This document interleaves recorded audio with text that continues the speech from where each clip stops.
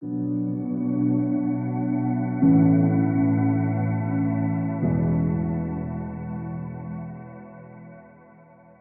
evening or good morning from wherever you're connecting to join us.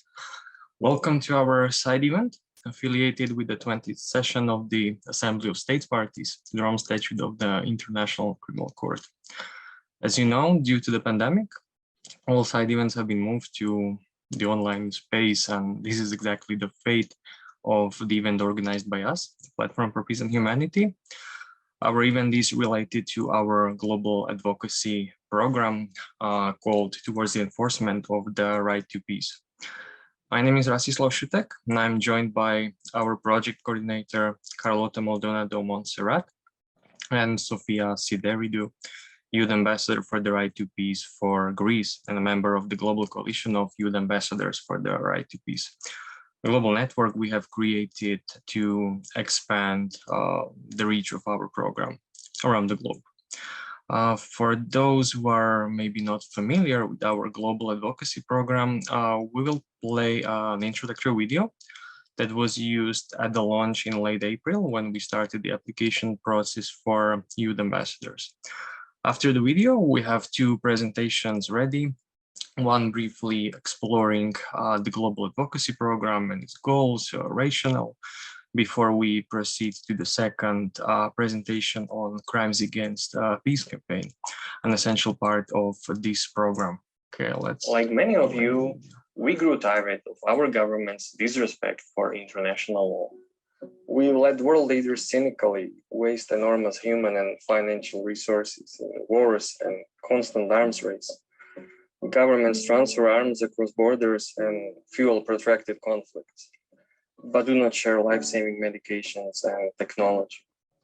We watch as entire generations in conflict regions lose hope for a better future, or even worse, we watch how they die trying to escape the nightmares of their daily lives.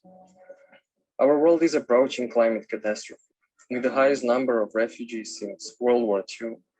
And their numbers will only increase as a result of the climate change that will trigger new conflicts. We are leaving the young generation in insecurity, exposed to traumatizing images from endless conflicts as they question their future and frustration by the state's inability to deliver solutions to global challenges. After each conflict, we just put thousands of coffins into the ground and uncover new mass graves. The cycle of violence and people suffering just keeps repeating over and over again. We close our eyes to our incompetence to prevent and stop atrocities and wars, as we seek to console ourselves with some never again cliche, which is too often used to justify our failures. We want to shift the world's attention back to the position of the individual in the matters of international peace by recognizing an enforceable human right to peace. The right can fundamentally modify the obligations related to disarmament and arms trade, environmental protection, or maintaining international peace. It can open the doors to many strategic litigations and reinforce the enjoyment of well-established human rights and enforcement of states' obligations. Up until now, the development on the right to peace have not delivered these results, with some states denying the existence of this right, and the global youth has not yet expressed its position on the matter. My name is Rastislav Šutek. I'm the founder of the Platform for Peace and Humanity and the convener of the Global Coalition of Youth Ambassadors for the Right to Peace. I do believe in the power of youth to change the world. And that is why we are launching a global advocacy program to recognize the human right to peace. We want the global coalition of youth ambassadors to be heard in every state, on every continent, in all national, regional, and global institutions, to codify and progressively develop the human right to peace, so that one day individuals can take their governments to courts of law for threatening or breaching international peace. My name is Nijana Romashkin. I'm the project coordinator at the Platform for Peace and Humanity. We believe that to achieve sustainable peace, prosecution of the crime of aggression is a key issue, not only by outlawing acts of aggression, but also by effectively prosecuting responsible leaders. We can foster justice and peace around the globe. But that is not enough, as there are far too many threats to international peace. We believe that crimes against peace deserve a far greater position in international criminal law, and their enforcement can contribute to a more peaceful world. The Global Coalition of Youth Ambassadors for the Right to Peace will restart the global discussion on crimes against peace. We call upon young people from all corners of the world to answer our call so that each state is represented with one youth ambassador for the right to peace. If you are a young lawyer, human rights defender, peace or climate change activist, or an advocate of change, become the youth ambassador for the right to peace. Together, our global movement can make this world a better place for the present and future generations.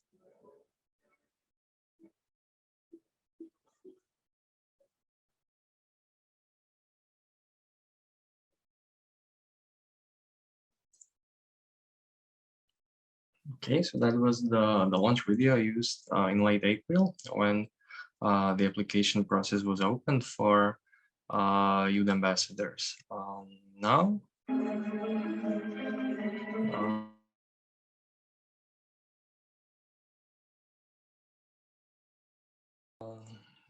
we can proceed with the presentation that will briefly explore the rationale and goals of the Global Coalition of Youth Ambassadors, but also the Global Advocacy Program in general.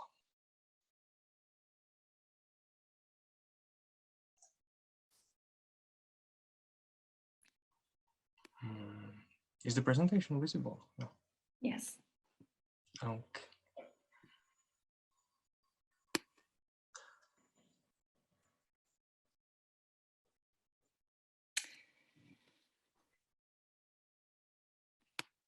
Thank you, Rastislav. Thanks to the organizers. Good evening, everyone. After having seen the launch video, it's not in vain. Now we're going to start with the next slide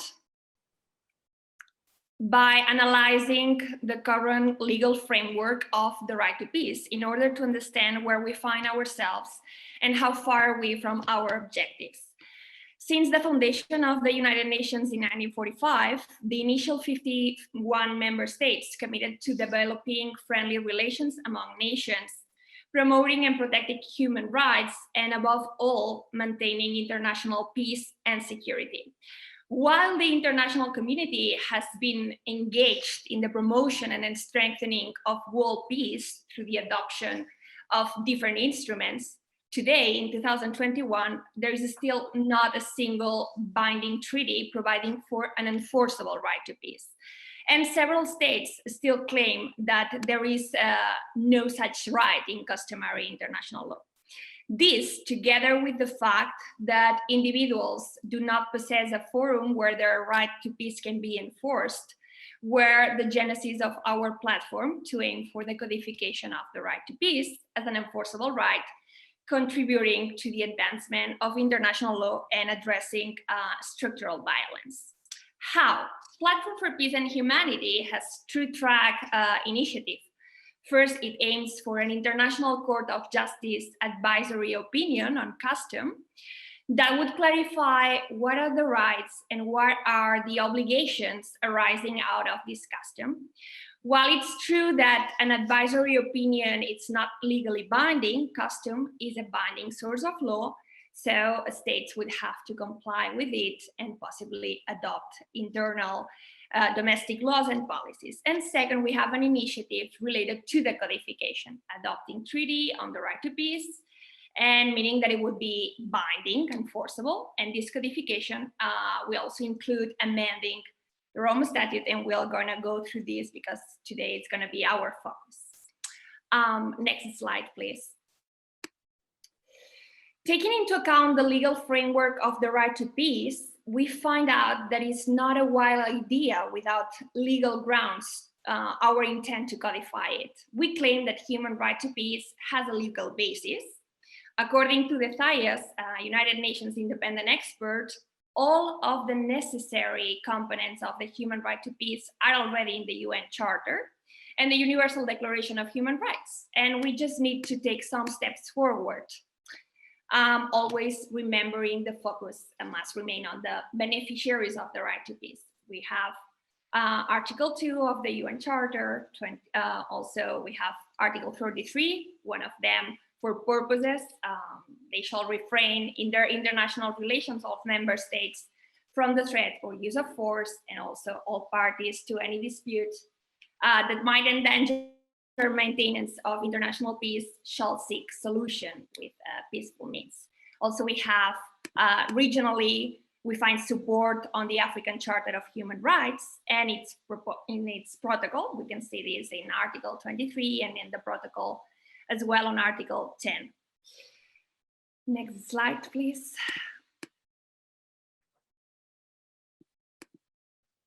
Moreover, we find the 2012 report on the Human Rights Council Advisory Committee on the Right of Peoples to Peace, and in 2016, the Declaration on the Right to Peace.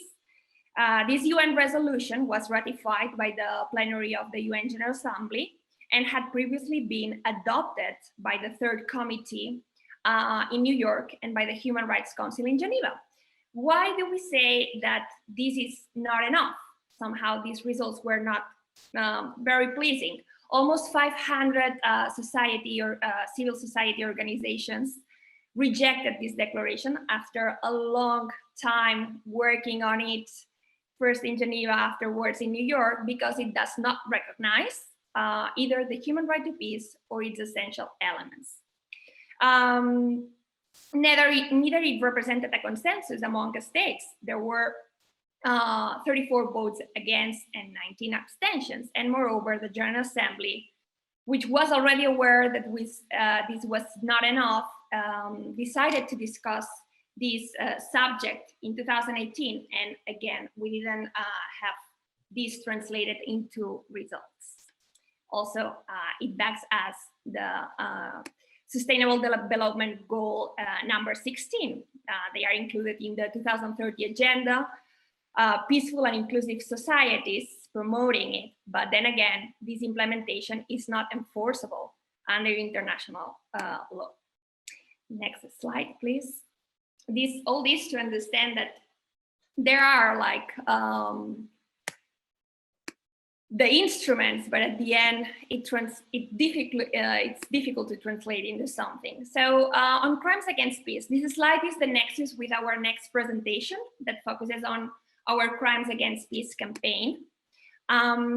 Prosecution of crimes against peace was at the forefront of international criminal justice when World War II was over. And despite many ambitious proposals, only one crime against peace made it into the statute, the crime of aggression, that we are going to talk about it afterwards. Moreover, we will see that the adopted jurisdictional mechanism for it makes it very difficult to see this crime being investigated or prosecuted. And our proposals include other crimes against peace and focus on the codification and criminalization of crimes against peace through an amendment of the Rome Statute and potentially a treaty. We're going to talk about this later on.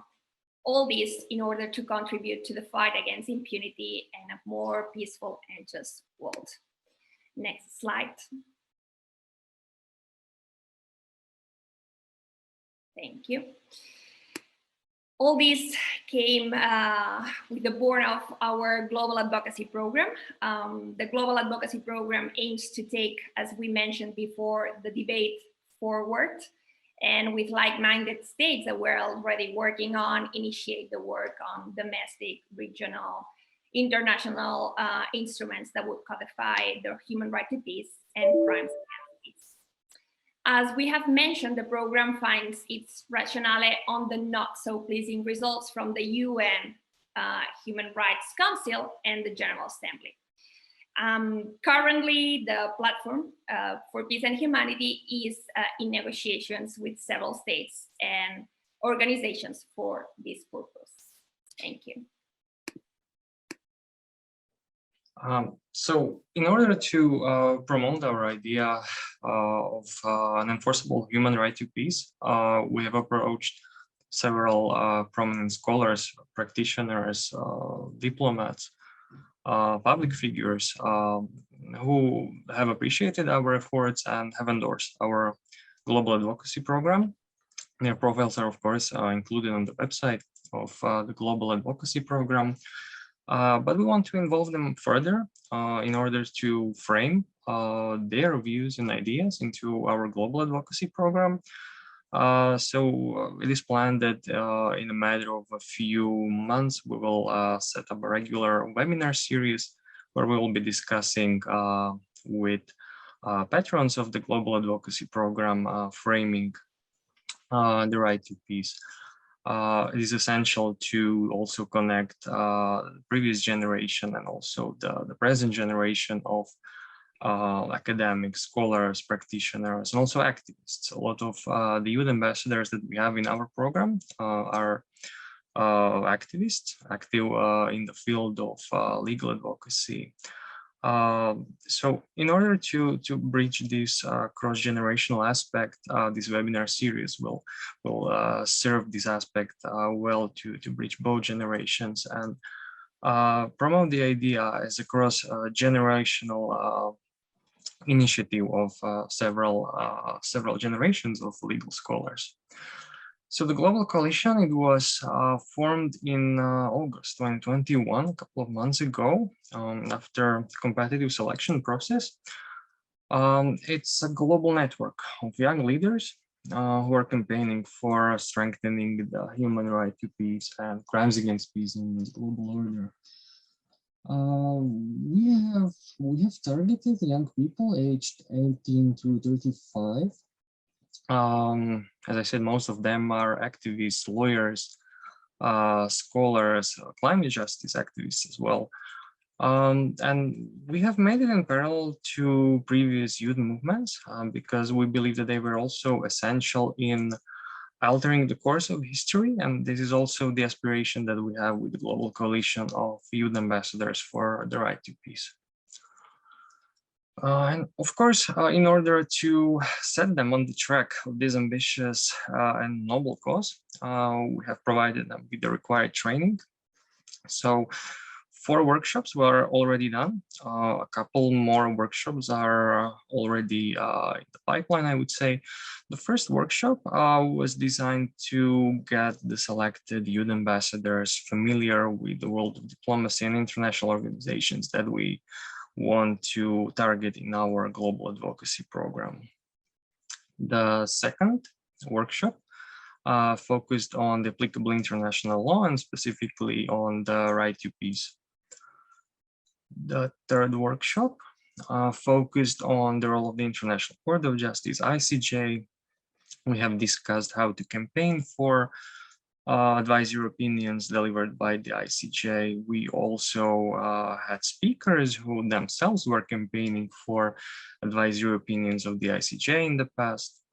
And as we will discuss in the following slide, people's tribunals were also a focus of the third workshop.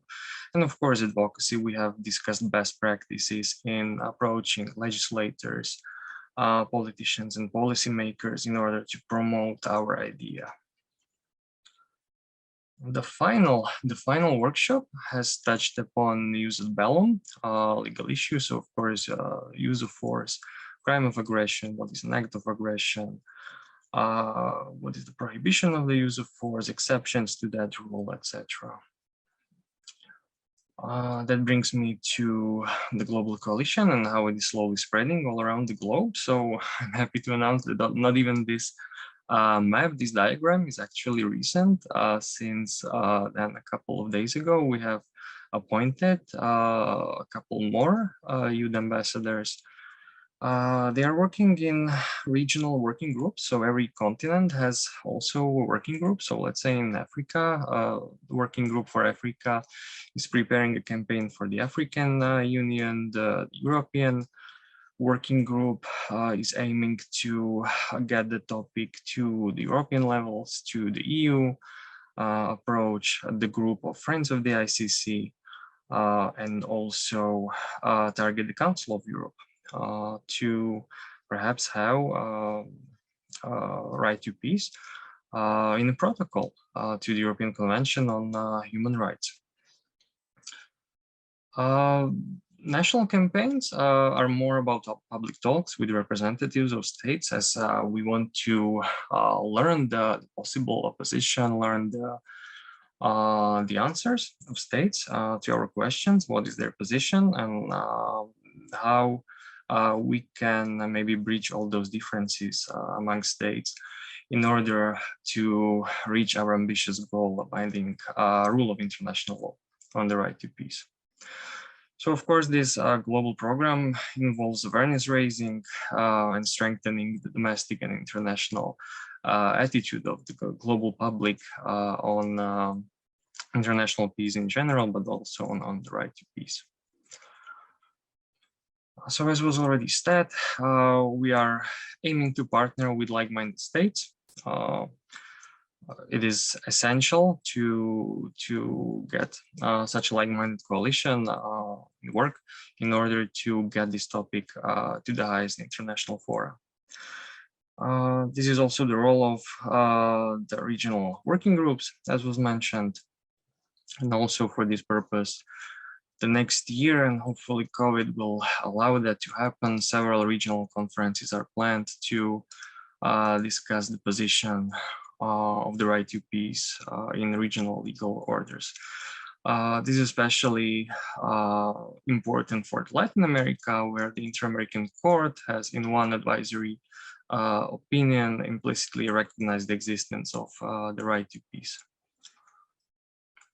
And of course, international campaigns, this is what I mentioned as the highest international fora. Human Rights Council is the primary target of our work, where in the past, intergovernmental working group has been set up to deal with the issue of the right to peace. And in order to get to the ICJ for an advisory opinion, we need to secure a majority in the United Nations General Assembly, which we are perfectly aware of. And we thought that in order to give this some public prominence, the International Day of Peace would be a perfect date for such a goal. That means the 21st of September 2023. So the question that we want mainly to ask the ICJ is not only the existence of the right to peace under customary international law, but its substance, constitutive elements under international law, and what are the obligations for states. That's especially relevant as we're promoting the future vision as an enforceable human right to peace, where individuals would be able to take their claims against states into courts of law on domestic level and also regional levels. People's tribunals, for those who are unfamiliar with this concept, they are grassroots, independent movements or entities established by civil society organizations.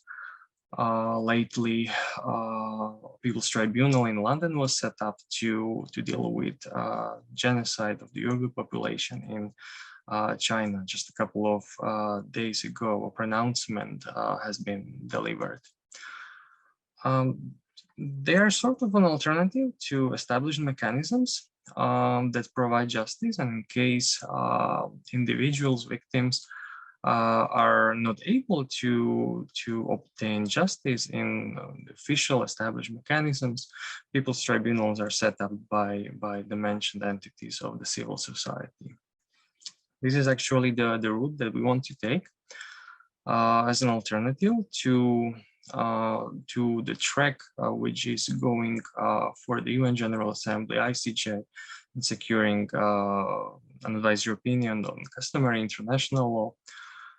People's Tribunal would be set up as an alternative to deliver exactly the same as the ICJ would in a case the coalition of like-minded states does not secure a relevant majority in the United Nations General Assembly to request such an advisory opinion.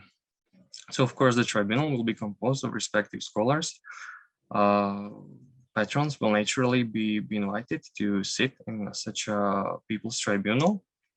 And it will be a forum where states' commitment to global peace in accordance with the right to peace will be examined, judged on a permanent basis. It's actually the idea that this permanent people's tribunal will function like a universal periodic review, delivering assessments on a periodic basis.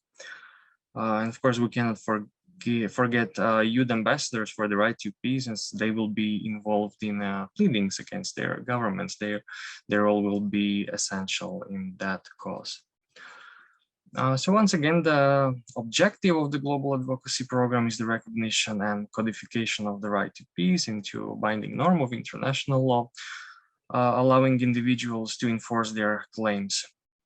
It is a two-track initiative, one aiming for a norm of a customary international law, going through the United Nations General Assembly to the International Court of Justice. An alternative is securing this norm, this rule in a binding treaty. Both initiatives, both tracks heavily rely on like-minded coalitions of states, but also on the hard work of youth ambassadors in their national campaigns.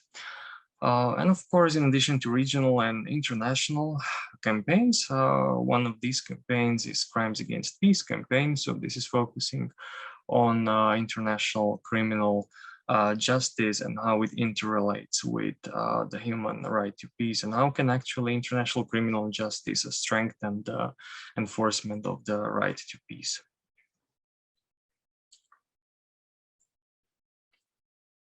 So that would be the first presentation.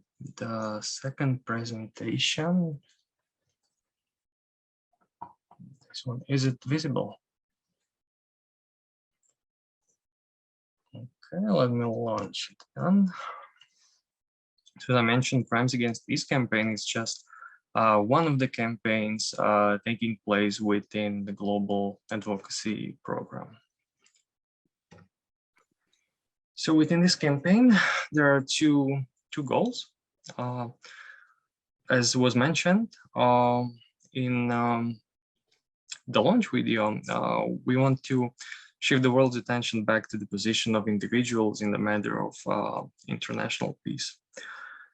With the crime of aggression, it's still not entirely settled in the literature, whether the legal framework of the Rome Statute, the rules of procedure and evidence actually apply the definition of victims, whether it actually applies to the crime of aggression. For a long time, as we will explore in the following slides, it was the domain of states. The harm that was caused was actually regarded in terms of state sovereignty, independence, territorial integrity of the states. And somehow the human aspect was lost. What we hope that an Assembly of States Parties resolution proclaiming the victim's right to peace violated when the crime of aggression is committed can actually contribute to is not only bridging two legal frameworks in order to avoid fragmentation in international law, which is not very welcome nowadays, but it is heavily present in international law. This aspect would actually clarify that who are the victims, and that those victims, their right to peace is actually violated by the crime of aggression.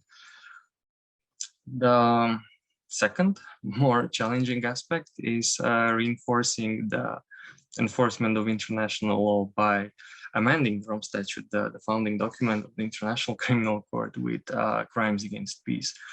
What are crimes against peace we will discuss in the following slides, but first we will touch upon what is already in the Rome Statute, what we have before we discussed what actually has to be amended.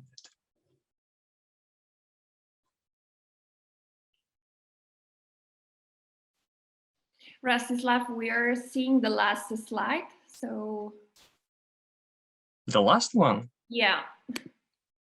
Maybe you can put the third one, so I can start with it. But you see the second presentation? Yes. What do you see now? It's the last point. Yes. Really? Yeah. Yeah. Because I'm scrolling through the presentation. What about now? Yes. Now is the first one. Second, third one. Now? Okay. What you were explaining, that maybe you can just show, because our participants right. can see it. It may very well be that my screen or the bandwidth froze for a while. So yeah, just an introductory slide. And once again, two goals of the Crimes Against Peace campaign: the Assembly of States Parties resolution on the victims, on the crime of aggression and how their right to peace is violated by the commission of such a crime, and amendment of the Rome Statute with Crimes Against Peace, which we will discuss in the following slide in details. Now the third slide, I hope it's visible. It's visible now. Okay. The Rome Statute, as Rastislav mentioned, specified that the crime of aggression as a crime against peace would become part of the statute only after the Assembly of the States Parties agreed to a definition and a ratification process, which it did at its review conference at Kampala in 2010. There, it was agreed that it would require 30 states parties to ratify the amendments to the statute defining the crime, followed by a vote to activate the crime by at least 2/3 majority of states parties. Those ratification conditions were achieved 7 years later in New York, making the ICC the first international court since Nuremberg tribunals to have jurisdiction over the crime of aggression in its statute. And it became effective in 2018. This constituted such a milestone because although the crime of aggression was the top charge at Nuremberg instead of genocide, contrary to what most of the people might think, and for this it is important to remember the first line of Justice Robert Jackson opening statement, who said, "The privilege of opening the first trial in history for crimes against peace," in fact. So this is important to remember. Of course, this meant a milestone, but afterwards, after the Nuremberg trials, it was this crime left out of the mandate of all the tribunals that came after it, including the ICTY and the ICTR, which focused only on crimes against humanity, war crimes, and genocide. So of course, it was a great achievement for the ICC in 2017 to include in the statute the crime of aggression. But such achievement somehow really blurred once we start analyzing its narrow definition and jurisdiction. Here you can see the definition. And now we are going to analyze why. Next slide, please. First of all, because despite many ambitious proposals through the drafting and negotiating history of the Rome Statute, only a single crime against peace, the crime of aggression, made it into the statute. And here it comes one of our objectives and proposals of amending the statute in order to include some other crimes against peace that we will study today. But focusing now on the crime of aggression, the crime only applies to manifest violations of the United Nations Charter, measured by character, gravity, and scale. So this translates into having a very high threshold. After having this into account, we can also analyze Article 15bis of the Rome Statute, which is devoted to the exercise of jurisdiction over the crime of aggression. And it makes pre-trial divisions competent to authorize the commencement of an investigation by the prosecutor in respect of a crime of aggression, independent of the Security Council. We're also gonna analyze that because that's the other option. Nevertheless, this article poses a clear threat to the protection of evidence because of the time lapse that it includes of 6 months. Absent a Security Council referral, the court will only have jurisdiction when a state party commits the crime of aggression against another state party. And this is part of the limited jurisdictional regime that we will continue analyzing afterwards in the next slides, that basically make it almost impossible for any investigation to occur. The court's jurisdiction is further narrowed to only those states that have ratified the Aggression Amendment in 2017 when it came into force in 2018, which is only 33% of the states parties of the Rome Statute. Currently, only 41 out of 123 member states ratified the amendments.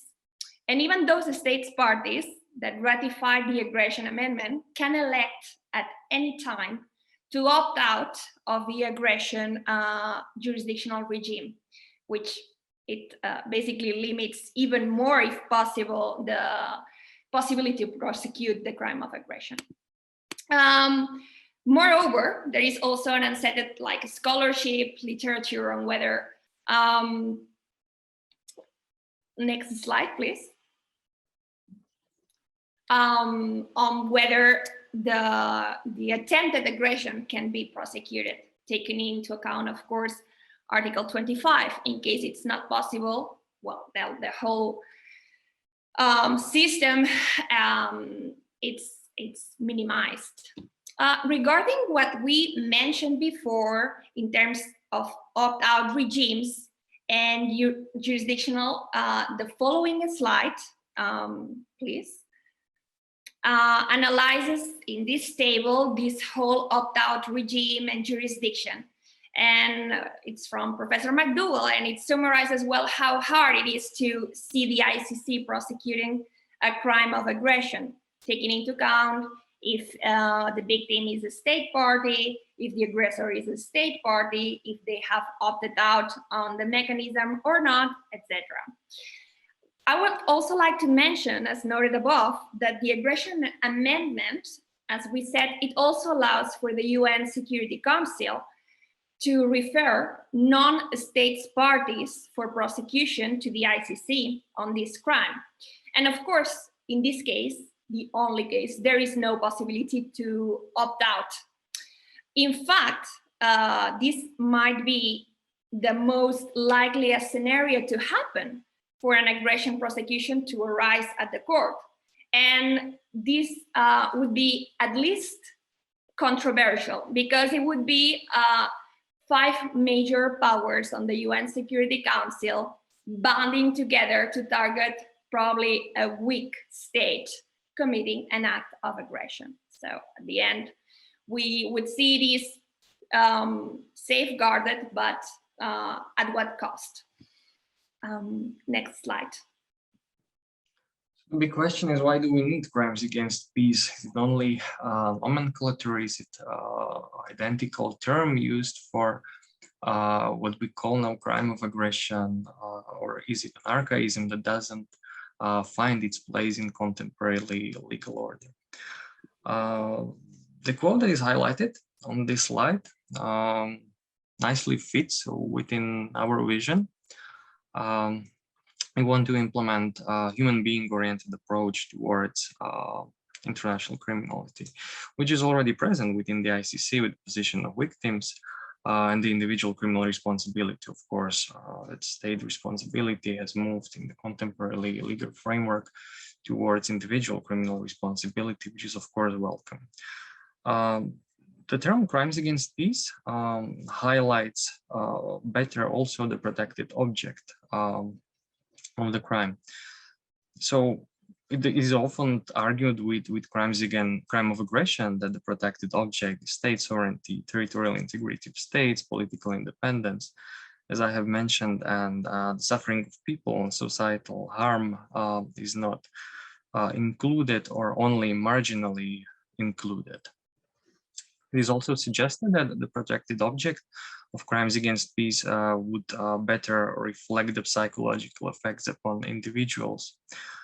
This is also clear for a scenario where the crime of aggression can be committed without any individual physically harmed, let's imagine a blockade of a port, and such an example does not take into account the psychological impact upon individuals and peoples, which is living in a fear that hostilities will expand and directly affect their life. This is connected with the right to peace, where under the right to peace, individuals have the freedom from fear, freedom from want, and also the right to human security. So that takes me back to the question of terminology. If we have one crime of aggression, are there also other crimes against peace? Somewhere lost in the drafting history. There's a statement that aggression is the gravest of all crimes against peace and security throughout the world. This is a statement originating in the works of the International Law Commission, draft codes in the early 1950s, but also the UN General Assembly. It reflects the position of the international community in the 1950s. It can be read in several ways. First, it can reflect that aggression is the supreme international crime. The pronouncement of the Nuremberg judgment is actually literally found in the Nuremberg judgment. Or it can mean that aggression is the gravest of all crimes against peace, and there are other crimes against peace. These find some support in the early drafts of the International Law Commissions, actually 1950s, so were the most ambitious works, where under the rubric, under the heading of crimes against peace and security, we find also genocide, war crimes, and crimes against humanity. But also the draft code had the ambition and desire to make other crimes against peace enforceable under international criminal law. And the phrase is, of course, not an archaism, dating back to Nuremberg, Tokyo, and these 1950s early drafts. It also appears as late as 1998, so the time when Rome Statute was about to be adopted, in brackets, of course, as an alternative to crime of aggression. Crimes against peace is still provided as an alternative. Many criminal codes and national legal orders still use this term. And of course, regional frameworks also include this term. For instance, the 2011 EU Qualification Directive related to international protection in its exclusion clause excludes certain category of asylum seekers, applicants for international protection. Of course, the qualification directive mirrors the language of the Refugee Convention, but nevertheless, a very recent legal product still incorporates such terminology. So the big question is, why are these crimes excluded from the Rome Statute? Why do we not investigate and prosecute them? The easy answer would be political discomfort of states, use of bellum, and the right to, as it was in medieval times, it was a prerogative of states, actually a right to take arms whenever the monarch wishes to do so. So that would be the easy answer: political discomfort of states. The better answer is actually as provided by the ILC when they have removed a lot of these proposals from the table, simply because they lack the rigor required by criminal law. Their interpretation was too dubious. Crimes need to be constructed strictly and also interpreted in a way that the potential perpetrator expects a penalty in case he breaches a norm of criminal law. But this is something that can be clarified by legal expertise. The biggest challenge is the political discomfort when it comes to the challenges why these crimes are actually not in the Rome Statute. One of these ambitious proposals I have mentioned is threat to commit aggression. And for that, I will pass the floor to Sofia. Thank you, Rastislav. So grasping the last words of Rastislav, I will move into the specific list of crimes, facts we consider as crimes against peace, as crimes which should be prosecuted before the International Criminal Court. And the first to put on that list is definitely the threat to commit aggression, and probably the least controversial one. And I said we consider as crime against peace, but the truth is that this consideration is not a concern only arising today. No one can deny that the criminalization already of the threat to commit aggression was on the table for a long time, and it was a problem at hand, as we can see from the multiple proposals during the drafting history. So it's the drafting history itself which highlights the state's understanding that already the threat to commit aggression can pose a grave threat to international peace and security. So ever since the beginning of the drafting, we can see the 1951 ILC draft code of offenses. The threat to commit aggression was genuinely debated, and it was articulated in two different crimes. So any threat by the authorities of a state to resort to an act of aggression against another state was an offense against the peace and security of mankind, as well as the preparation by the authorities of a state for the employment of armed force against another state.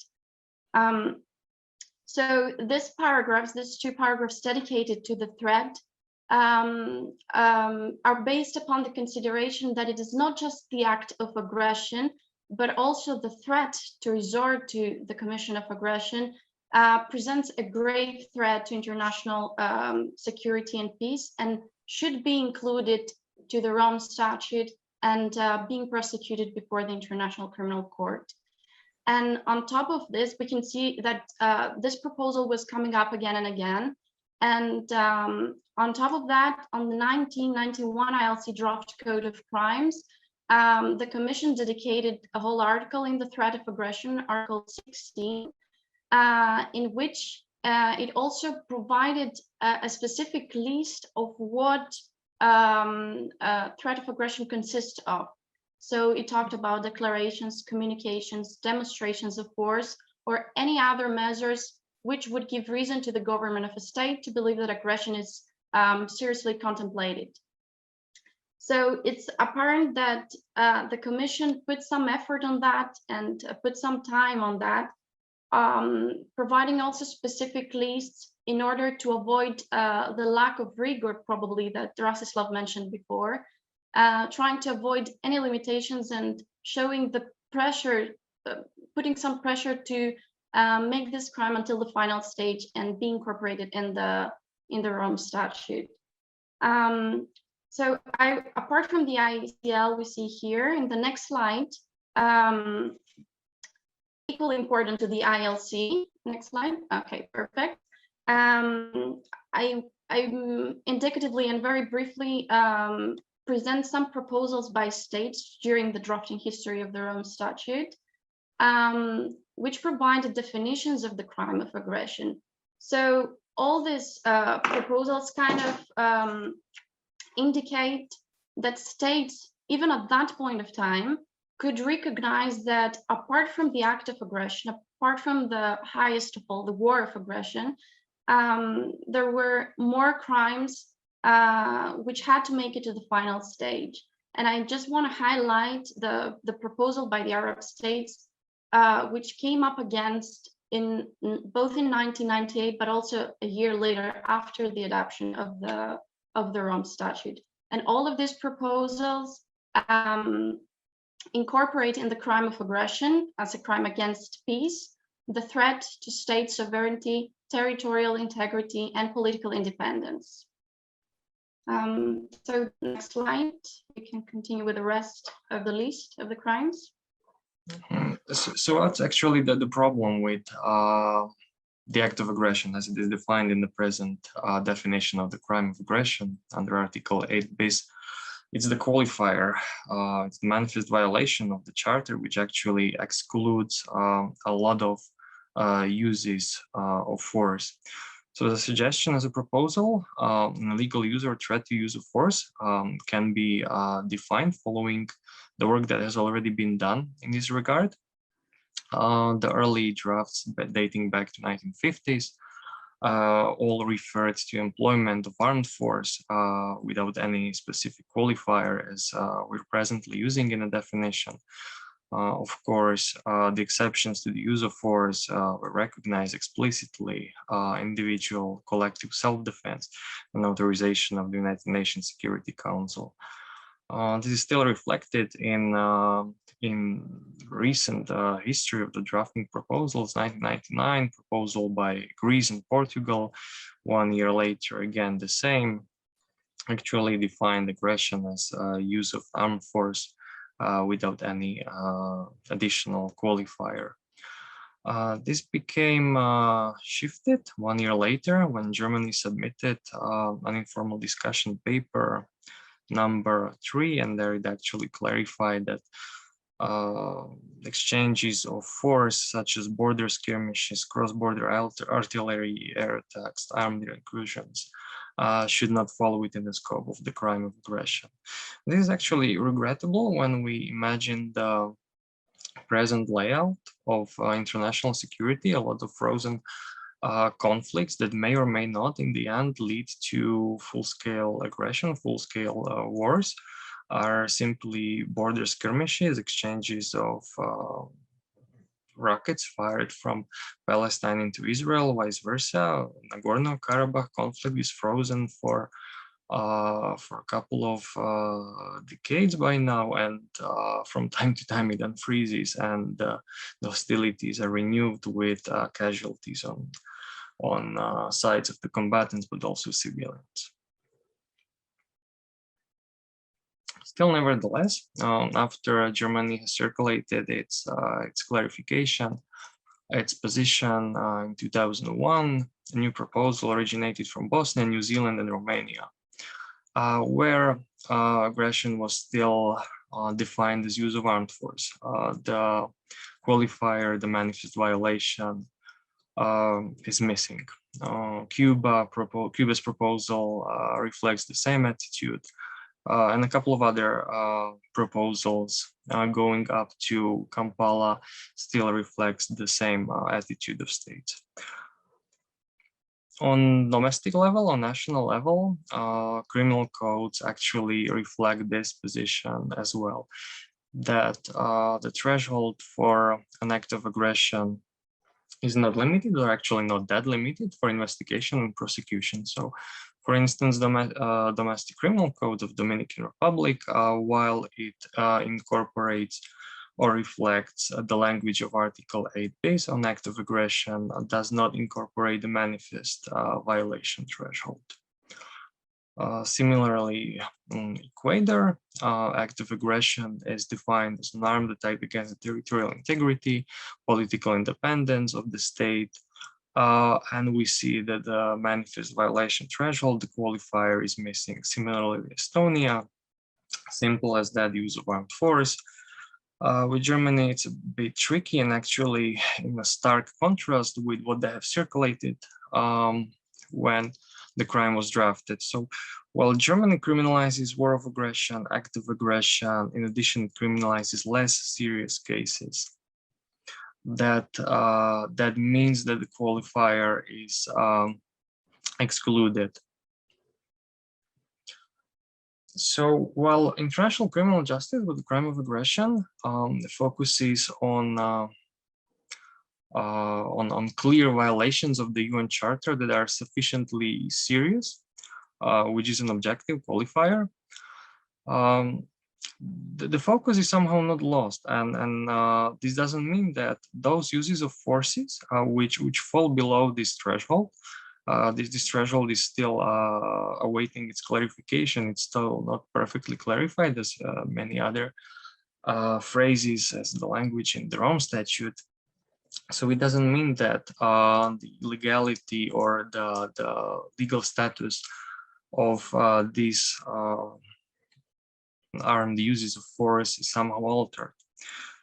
So while the focus only on particularly serious and clearly unlawful use of force doesn't alter the use of force, it is also true that not all violations of Geneva Conventions are translated into the Rome Statute as war crimes. However, as we see with use in bello, the trend is to expand the scope of war crimes in the Rome Statute. This is particularly true for the latest development, the Belgium and the Swiss proposal that led to an amendment in the Rome Statute, but we do not see such a parallel with jus contra bellum in international criminal justice. And this is despite the number of domestic criminal codes, actually the majority of criminal codes that implement some form of criminalization of use of force without this additional qualifier of manifest violation of the UN Charter. Our next proposal focuses on direct and public incitement, propaganda of war. Despite the absence of a direct reference to the crime in the original sources of international law on the crimes against peace, which are the charters of Nuremberg and Tokyo tribunals and the Control Council law, prohibition of the propaganda for war can qualify as a separate crime against peace, as is evident in multiple examples of national provisions that we are going to analyze afterwards. These crimes' distinct nature lay basically in an offensive manipulation of the collective consciousness, the purpose of implanting in the mind of the target certain prejudices, beliefs, convictions, aimed at persuading this audience to take certain action, serving, of course, to the interest of the communicator. Of course, propaganda for war denotes only words in contravention of international law and does not cover lawful exceptions. The relevant norms are to be found in the criminal codes of several states, both parties and non-parties, as we mentioned. There is a group of states that is worth analyzing, especially the Commonwealth of Independent States as successors to the Union of Soviet Socialist Republics. They actively promoted the subject of propaganda for war in the process of drafting in 1967, the International Convener on Civil and Political Rights, which states in its Article 20, any propaganda for war shall be prohibited by law. Next slide, thank you. In order to understand its construction of this crime, we can see how in 1923, the League of Nations undertook the preparation of a treaty of mutual assistance. And during these labors, the League's Permanent Advisory Committee discussed the problem of defining the aggressor in a report. And such report already listed propaganda of the aggressor as one of the main factors. In 1951, and this is a very interesting proposal that we have studied, Yugoslavia and Poland expressed their views in the Sixth Committee of the United Nations on the text of the Nuremberg Principles formulated by the International Law Commission. And they were of the view that it should have been defined as criminal all propaganda inciting to hatred among nations and hatred based on racial and religious discrimination. The Yugoslav delegation considered that any propaganda inciting to war carried on with the conjunction with plans of aggression constituted preparation for war if they were taken together. And as such, they should be included among the acts condemned under Principle 6 of the Nuremberg Principles, which were crimes punishable under international law, in which crimes against peace was the first category. And they also thought that where such propaganda was not carried out together with plans of aggression, so it was solely, interestingly, they were already of the opinion that it constituted an act of a particular kind that should be the subject of a special indictment alone.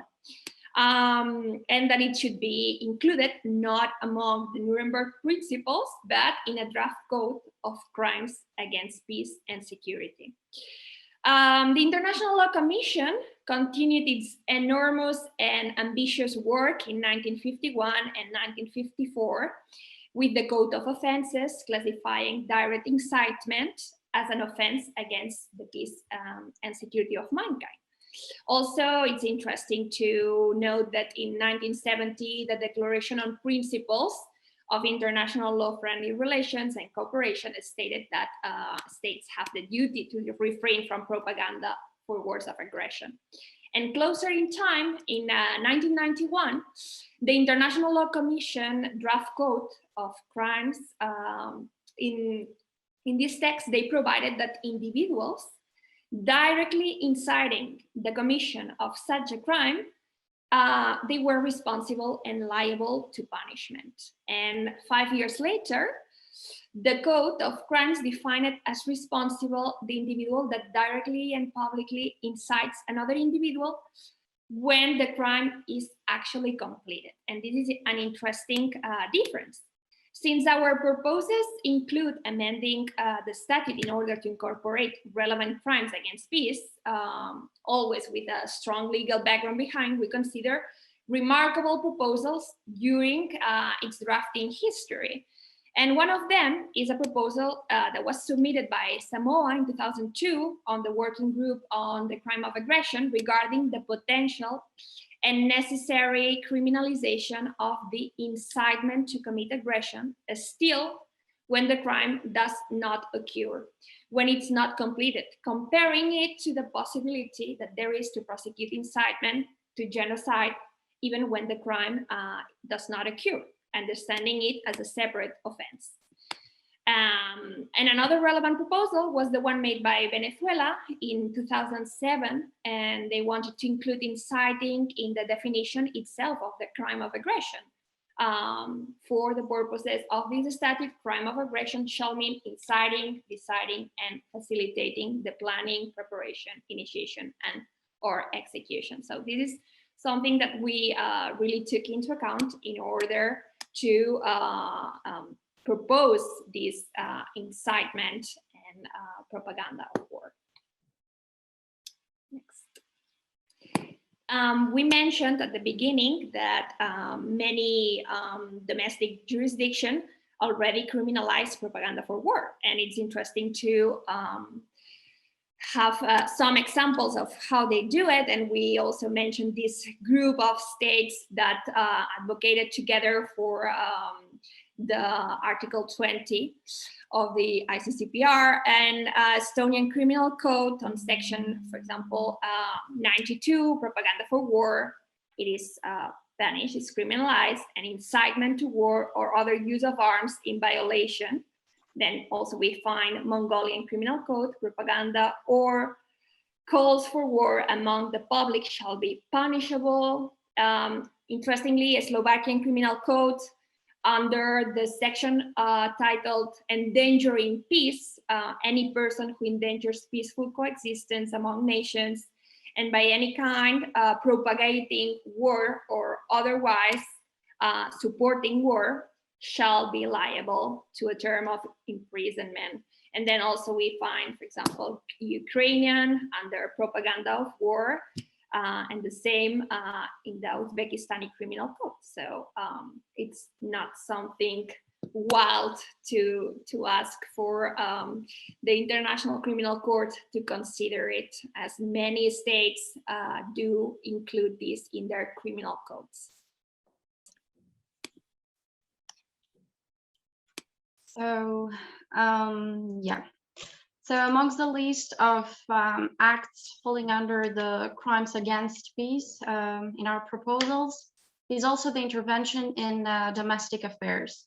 Intervention in domestic affairs could not be excluded from this list, again, due to the fact that it was already in the discussions of in the drafting history of the Rome Statute. As you all, I suppose you already understand by now, the ILC draft code of offenses was a very aspiring and ambitious text, which included most of these proposals under crimes against peace. And it was an intense effort to bring all those crimes under the material jurisdiction of the International Criminal Court. As we can see in the 1954 ILC Draft Code of Offenses, intervention in domestic affairs was articulated in two different crimes, paragraph 5 and paragraph 9. So the undertaking or encouragement by the authorities of a state of activities calculated to foment civil strife in another state, or at least a toleration by the authorities of a state of organized activities calculated to foment civil strife in another state. And paragraph 9, we can see equally important, the intervention by the authorities of a state in the internal or external affairs of another state by means of coercive measures of an economic or political character in order to force its will and thereby obtain advantages of any kind. So serious consideration was also put on this crime, which although it did not amount to the war of aggression, it was able to put grave threat to international peace and security. And I have to highlight also the 1991 ILC Draft Code, in which the Commission dedicated Article 17 in intervention and provided us with definitions of what intervention is, intervention and specific examples of the list of intervention matters. So intervention in the internal or external affairs of a state consists of fomenting armed subversive or terrorist activities, or by organizing, assisting, or financing such activities, or supplying arms for the purpose of such activities, thereby seriously undermining the free exercise by that state of its sovereign rights. And I will step outside the customary international law on the crime of aggression for a while, and I will bring again into the discussion the proposal by Venezuela, Carlota also mentioned before, with regards to the incitement, and to see that the proposal by Venezuela in 2007 provided us with a definition of the crime of aggression, a very broad one, which covered in paragraph 8 also the intervention in domestic affairs, with a very interesting definition. Any act intended to violate through financial and or commercial restrictions the political or economic stability of one or more states and or the exercise of the self-determination of their peoples. So to wrap up all these crimes, we propose, I could say that all these proposals by state, by the states, kind of highlight and indicate the inherent understanding of the states that this crime should have made it to the final stage and be prosecuted before the court. Rastislav, wrap it up. Yeah, I'll take it from here. So the final slide in the series of proposals that are reflecting past proposals actually is actually on the implementation of the right to peace. Defining right to peace is also a challenge that we are facing when framing it in the Youth Declaration on the right to peace. But in generally, we can speak about positive definition and negative definition of peace. Negative definition is basically absence of war, direct violence, hostilities, whereas the positive definition of peace actually expects some efforts in terms of building culture of peace, the creation of social systems that serve the needs of the population, and also the absence of indirect violence. So this is basically criminalization in terms of disarmament and arms race, which I believe would be very welcome by a lot of colleagues working in the disarmament field. But nevertheless, it finds some support in the early ILC proposals dating back to 1950s, but also it is reproduced as late as 1984. So it survived the Cold War in some aspects. The issue is that it's too ambitious. Well, nevertheless, we would appreciate that it reflects the right to peace directly, as it limits armaments and criminalizes efforts in that area, limits military training, fortifications, it was clearly ambitious that it did not even reach the 1990s period. So in a summary, our vision for amending the Rome Statute is simple in terms of terminology. Article 8 bis could serve as a replacement for the crime of aggression and crimes against peace.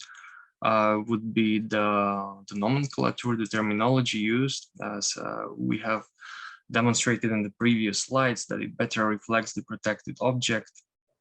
And in the subparagraphs, we can define separate crimes, starting with the crime of aggression, the least controversial, which is already in the Rome Statute, followed by the threat to commit aggression, which would be obsolete, of course, if states proceed with the adoption of a separate crime criminalizing the legal use or threat of use of force. And then crime of intervention in domestic affairs as a separate mode of liability. We can speak about direct and public incitement to of others to commit the crime of aggression. And hypothetically, any other crimes in Article 8 bis as an alternative. Of course, we also recognize the work on the crime of ecocide, which has been done right now. It needs to be taken into account that it's also not novelty. A lot of the drafting history on the Rome Statute, the early ILC drafts also include crimes on the natural destructions. So a lot of proposals that also we are basing our amendment, and hopefully it will be also reflected in the Youth Declaration on the right to peace. They will find some support among like-minded states, which is an essential aspect of the whole global advocacy program and how we intend to move this topic back to the international levels. I will now leave the floor open to Q&A. I see already we have a couple of questions in the Q&A box. We can still answer, let's say, 2 or 3 more as the time is passing by. Let's take the question from Alan Ware, which is a question referring to the role of the UN General Assembly in terms of crimes against peace.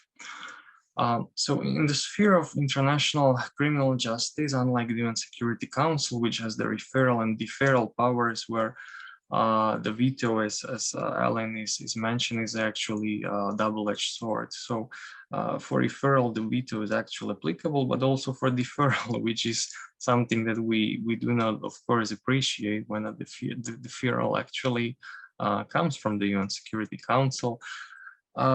But unlike Security Council, the General Assembly doesn't play a role in international criminal justice to that extent. Of course, in Jus ad bellum, UN General Assembly has the mechanism under United for Peace, dating back to Cold War times when Security Council was paralyzed. But this is really a mechanism that requires further exploration and application in practice. I'm afraid is too ambitious also for the UN General Assembly. But in terms of crimes against peace, is actually the Assembly of States Parties as a legislative body, same as the UN General Assembly on the level of the United Nations. So this is why the right to peace in one track is taken to the United Nations General Assembly, and in terms of international criminal law, we want to approach the Assembly of States Parties as a legislative body. Perhaps if Carlota and Sofia have anything to answer to that question, we can pass the floor to them before we of course continue with other questions. Yeah, of course, it's what the Rastislav has commented. It's certainly ambitious, but regarding the right to peace, as we mentioned in the first presentation, it would be interesting at least to have in this term, not the crime of aggression. I know that Aline is focusing only on the crime of aggression, and in that case, I would focus on the Assembly of the States Parties. and even also trying to get a treaty passed by the General Assembly. That would be another option that we were thinking of. But regarding crime of aggression, we would go for the Assembly of States Parties, and regarding right to peace, it's mainly this two-track initiative that we explained. That would make it very easy if we got the advisory opinion from the International Court of Justice. So both compiled would be an option.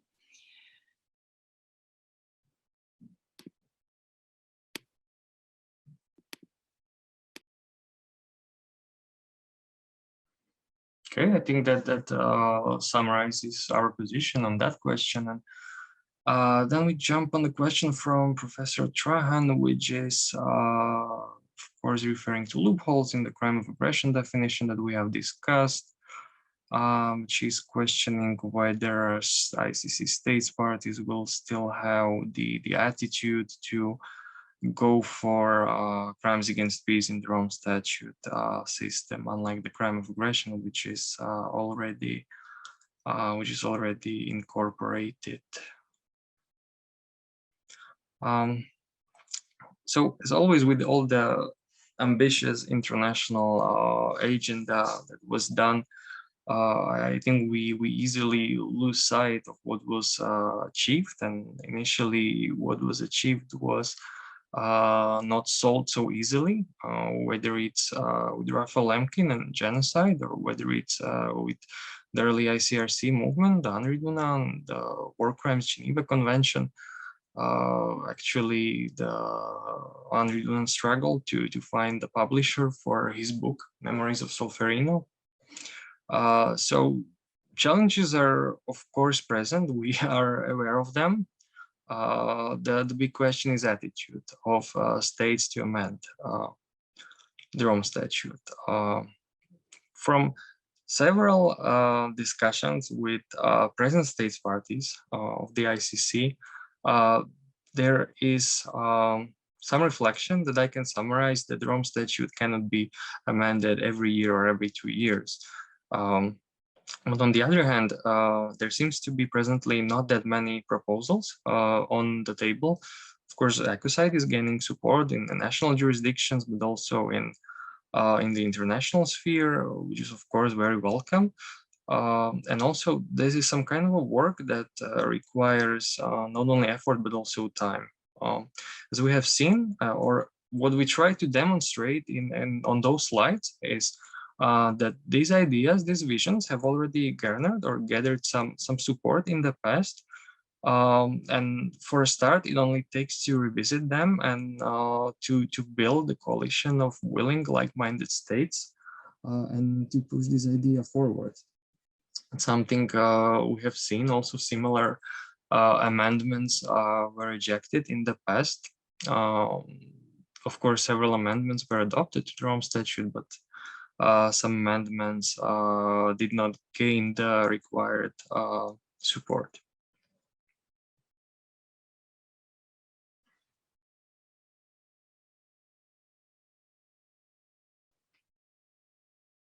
If there are no comments from my colleagues, we can jump on the third question, which is asking about the serious and real impact in Africa, if I understand the question very well. Africa is actually progressive in terms of the right to peace, as we have seen. The African Charter expressly mentions the right to peace. Also, the African continent has an internal mechanism, regional mechanism, criminalizing the crime of aggression, unlike other continents. So, in terms of that, I think it just awaits support of states. We have seen that in Africa, and generally, the attitude is sometimes to oppose the ICC. We have seen withdrawals, of course. if the preferable approach is the Malabo Protocol and the African Court, that may very well be a way that would be acceptable to the African continent. And if the enforcement works under that regime, we should nevertheless be supportive of that attitude. That's my position. Of course, we do not see it right now in the jurisprudence in Africa. We have spent some time digging through the jurisprudence of the African Court, and unlike the Inter-American Court, to our best knowledge, there is no pronouncement of the right to peace, despite the explicit reference in the African Charter. So this is something that we also look forward to, seeing the African Court being involved further in this work, and it is also the hope that the African working group would be active in terms of the African Union and getting support in that way.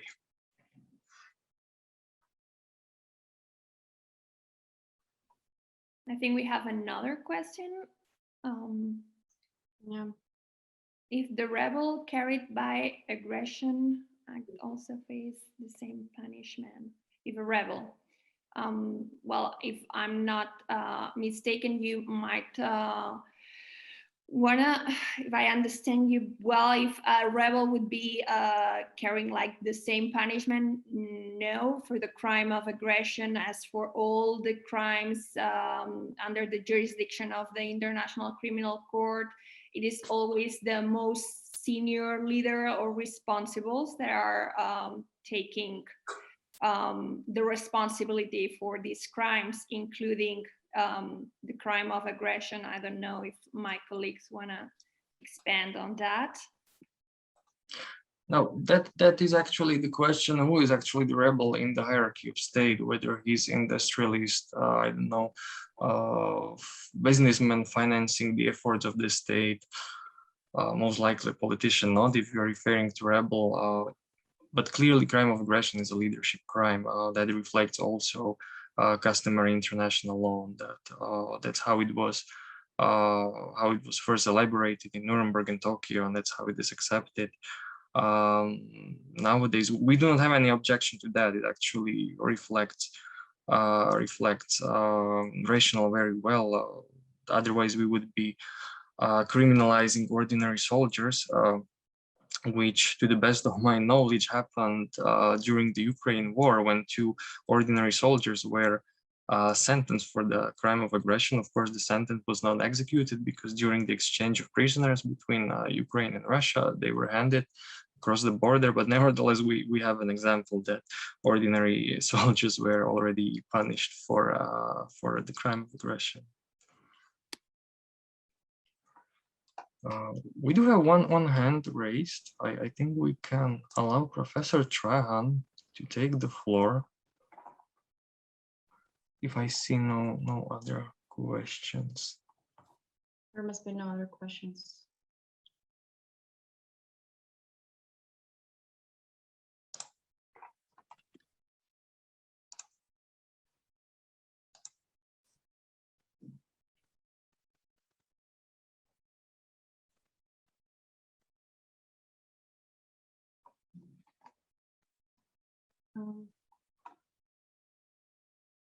That those are on old hands. So,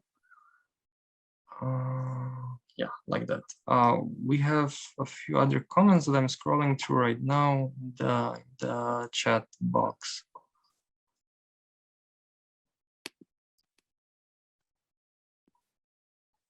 I think there was one comment only we didn't read so far. Well done for speaking about both the positive and negative obligations relating to the right to peace. The simplest expression of these 2 obligations are in Article 2 of the UN Charter. A negative obligation is Article 2, Paragraph 4. All members shall refrain in the international relations from the threat or use of force. And a positive obligation is Article 2, Paragraph 3. All members shall settle their international disputes by peaceful means in such a manner that international peace and security and justice are not endangered.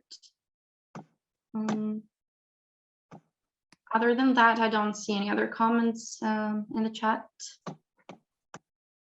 Yeah, so that should conclude the Q&A session, I believe.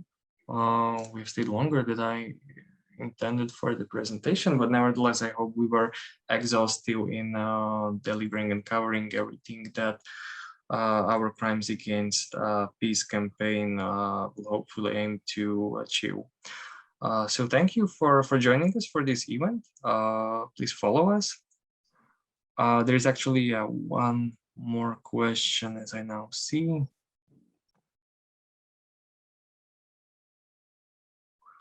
Yeah, that's about the People's Tribunal. So the final question.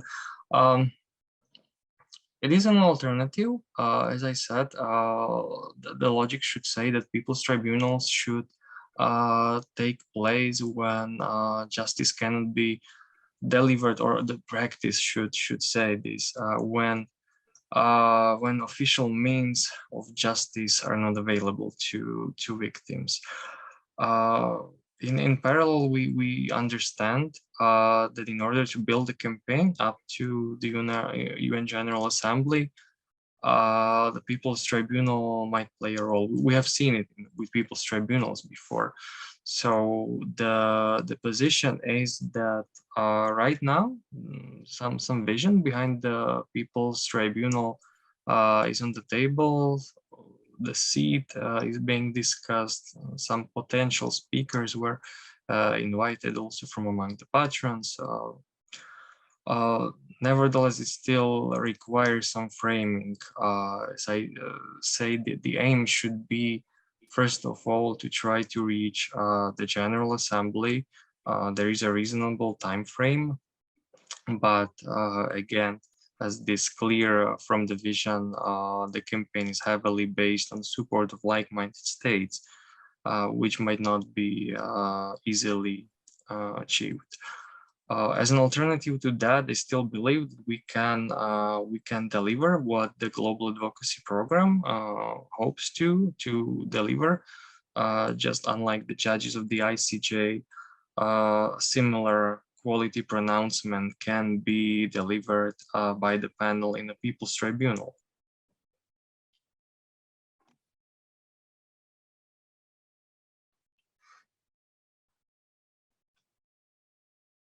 All right, yeah. So I think that pretty much covers what is in the chat. So once again, thank you for joining us for this event. Follow us for the news on all our social media, where we will try to cover the news. I would also like to congratulate Varun, who recently launched his national campaign in India as a youth ambassador for the right to peace in India.